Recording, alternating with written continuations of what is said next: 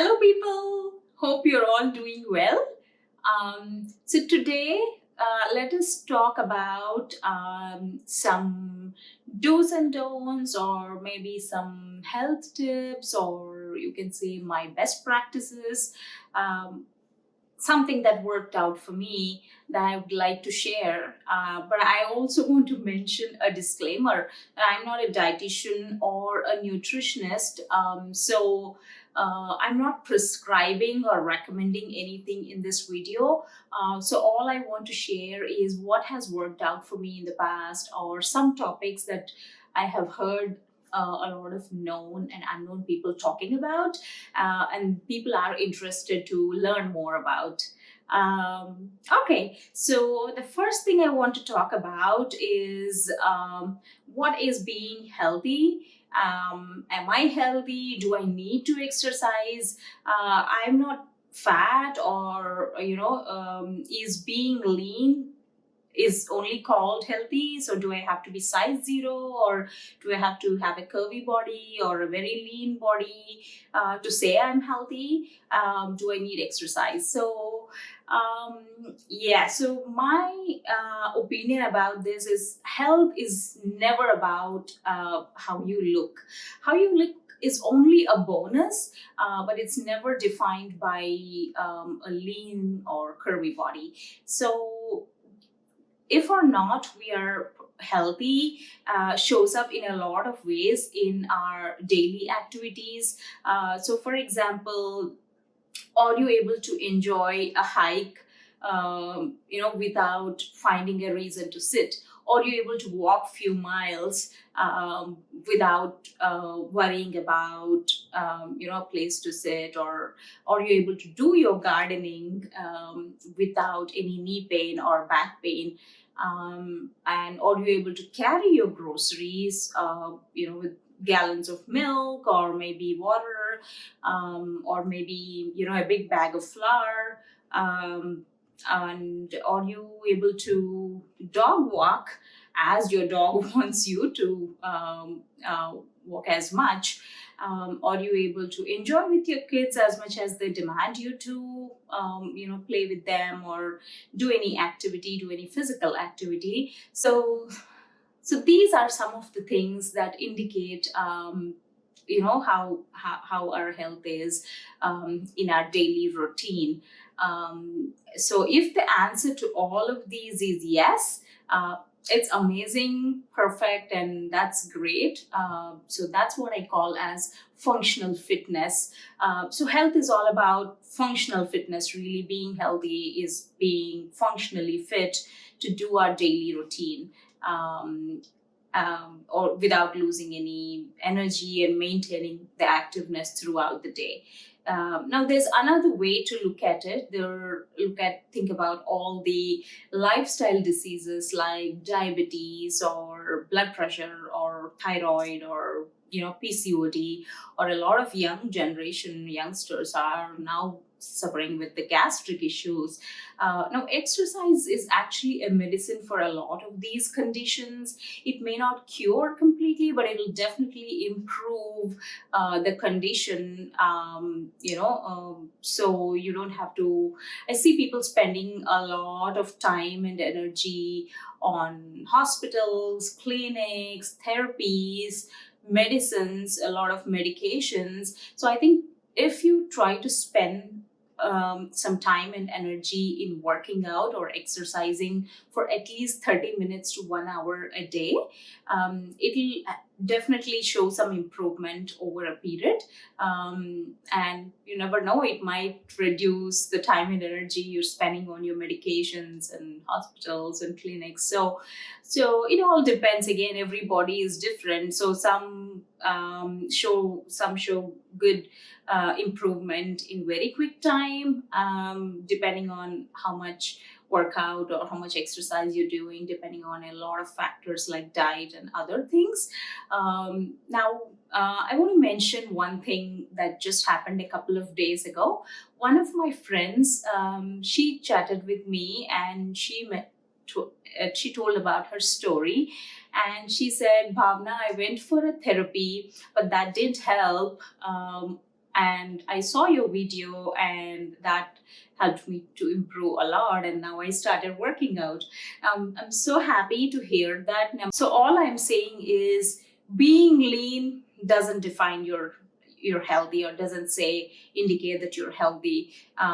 So your functional fitness, like your routine, shows if or not you're healthy. And I think all of us need exercise, 30 minutes to 1 hour a day, from the age group from 30-35. So it depends, and age is just a number, so it doesn't matter. There's a lot of young people also who need exercise, if they're have any specific condition, or they have goals to even strengthen the muscles and anything like that. So that's what being healthy is all holistic. How holistically you're enjoying the life, that's what it is. Okay, so the second thing I wanted to talk about is about what's trending, what's in fashion, the famous vegan diet, keto diet, or no carbs diet. There's so many diet plans out there, that are in the market, which makes a great business for sure. I'm sure it's a big market out there. So my opinion about these is, if you have a medical condition, and if you are prescribed to eat or not eat specific foods by a doctor or a nutritionist or a dietitian, yes, absolutely go ahead and follow that. That's perfect, because they are the best. Now, I see people following these diets with an assumption, or maybe someone else told them it worked out great for them. Well, guys, that doesn't mean what works for other person works for us. So, for example, um, if I decide to be a vegan all of a sudden one day, think about all the calcium that I'm losing by not having a cup of curd or yogurt. So, am I not depriving my body of the essential nutrients? Um, Maybe after completing the diet plan, I might just realize that I now have a deficiency of calcium, which is what happens a lot of times, and then I end up taking calcium pills, so calcium supplements. So again, so do not follow the diet plans without any prescription or professional, a qualified person as not assessing your body. So take the prescriptions based on an assessment. So that's absolutely fine. But otherwise, I would say, the carbs are essential for your energy, to generate energy and to maintain the temperature, the natural temperature of the body, that the body needs. So I think it's not good to not eat specific foods without any prescription. So what I always followed and has always worked out for me is, I change my food, the carbs or proteins or whatever, the vegetables or whatever I take every day. So there are so many different carbs that we can explore with. There is brown rice, there is lots of different varieties of millets, wheat flour or ragi flour, millet flour. So there's so many different flours with which you can make your roti or bread, or you can eat rice. As a thumb rule, what I always have known, or also heard from experts, is the foods in white color do not have a lot of nutritional value. Example: white rice, sugar, maida, or white flour. So any foods that are in white color do not have a lot of nutritional value. That's because it takes a lot of processing to even bring that form of that product from its original raw product form. Which means it's like the very end product, the white rice or the sugar or any foods in white color, especially the flour and these things. But that doesn't mean you stop eating those. You can still have those, in one meal a week or two meals a week. So the idea is to rotate between or switch between different varieties of carbs so that your body gets all the nutrients it needs and we are not depriving the body of all the nutrients. Um, so coming to protein, so I am not a meat eater, so I don't know a lot about meat eating. But again, if there is good protein, of course, you can always rely on that. But if you're not a meat eater, there's so many different varieties of proteins out there. There's so many different lentils, like the black lentils with the coat, the green lentils with the coat. There's white chana dal, and I'm talking about a typical Indian palette. So what we usually cook a lot of curries with and everything. So there's white chana, there's dark chana, there's tur dal, there's moong dal, there's chana dal, there's black eyed beans. There's so many different varieties of protein, and I think we can cook curries or snacks or whatever we want. So again, the idea is to rotate between all these different varieties of protein and never have the same variety for an extended period of time, like for 6 months just white rice for 6 months, or just brown rice for 6 months, or for a longer period of time. Always keep switching between these, so that you're giving the body all the essential nutrients that come from each of these different foods. So coming to vegetables. So there's a lot of vegetables that we can eat raw, like carrots or cucumbers or spinach, but there's also a lot of watery vegetables like different kinds of squashes or mushrooms, or maybe a lot of different varieties of greens.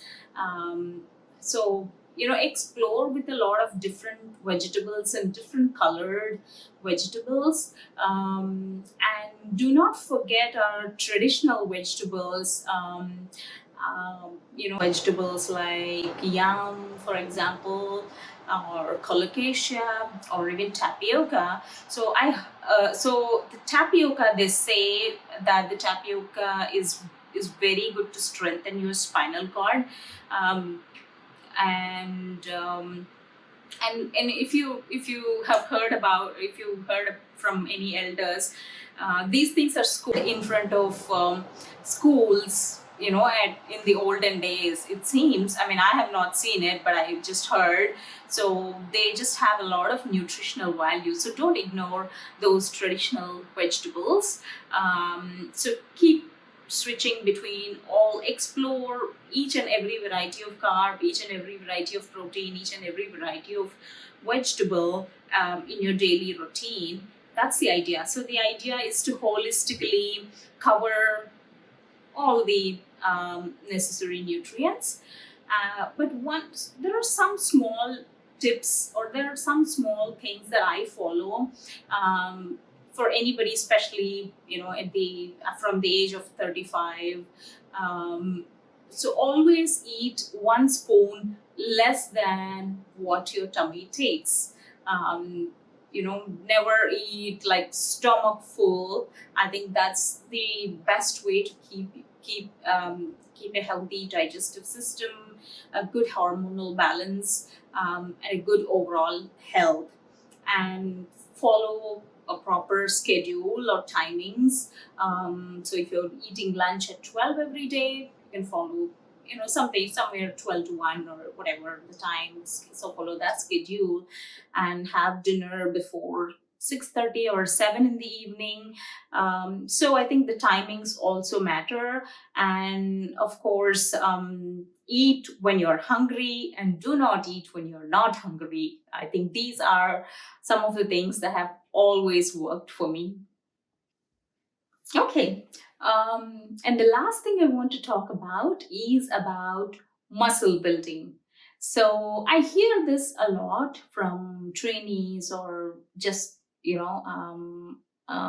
people have this question always.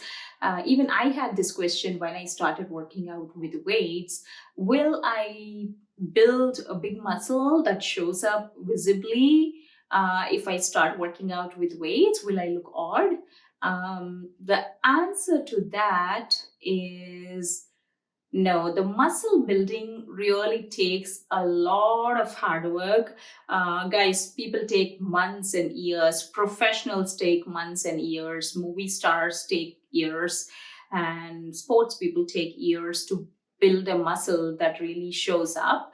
So the little weights that we work out with do not show up a muscle. So the the process of how the muscle builds is whenever you work out with weights, the first thing that's supposed to happen is fat loss. Now, and then the strengthening of the muscle, and then the muscle building. But then the fat loss or the strengthening of muscle is a long process. It's not a day or two, it's not a week or two as well. So it's a long process as you work out. So and also for that process to happen, there's so many other factors that have to be in place, like your diet matters, your sleep pattern matters, your stress levels matter, your water intake matters. There's so many parameters that have to work together to really go through that process of fat loss or muscle strengthening. So that does not happen. Look at my muscle. Can you see it? That's nothing compared to the muscles that real athletes or more professional trainers have, right? Um, I think I've covered some good, useful things today so if you have any questions or feedback or comments, please share. If you like my video, please share with a friend, subscribe to my channel and turn the notifications on. Thank you for watching, guys. Stay healthy and stay happy.